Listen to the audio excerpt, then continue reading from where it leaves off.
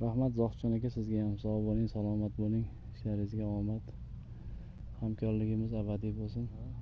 Bugun biz 2025-27-iyunga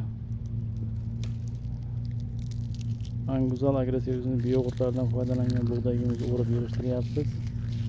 Hozir 10 gektarlik konturimiz tugayapti. Xudo xolasa bunday Holland kombaynimiz o'ryapti. 90 sentnerdan yuqori hosil olyapmiz. 10 gektarlik konturimizga tushdik. G'assa urug'imiz kombaynimiz o'ryapti. Shu Anguzal agroservis preparatlaridan Fosamax, Prestige, Sporogen, Baktamin hammasidan foydalanganmiz. 3 oy etabini ham sepganmiz. Hozir xudo xolasa bug'doylarimiz juda chiroyli va juda barakatli chiqyapti.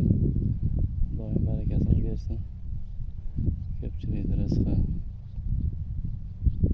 Hozir shu 10 gektarligimiz 90 sentnerdan ziyod chiqyapti inshaalloh. Minnatdorchilik bildiramiz. Rahmat, ishlaringizga yuzinglar yorug' bo'lsin. Hamisha bio'g'itlar shunaqa samaradorligi yuqori bo'lib, elga naf tegursin. Lekin buni 260 kilodan ekkanmiz bug'doyni. Bizda sepiladi, sepma qilib sepganmiz. 260 kilodan ekkanmiz. 10-oktyabrda ekib 200 kilo fosfor, 100 kilo kaliy bilan ekilgan. G'o'za qatorda ichi bo'lgan shu holatda.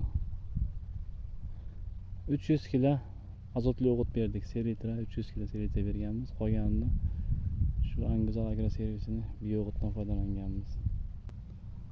Sog' bo'linglar. Barchani qilayotgan dehqonchiligiga Allohim fayz baraka bersin. 2025-yil 25-iyun hurmatiga bug'doylarimiz pishirib yetildi. Oldi konturimizga kombayn tushdi. Bu konturimiz 10 gektarlik. Xudo xolasa barakasini bersin. Bug'doyimiz chiroyli to'lgan.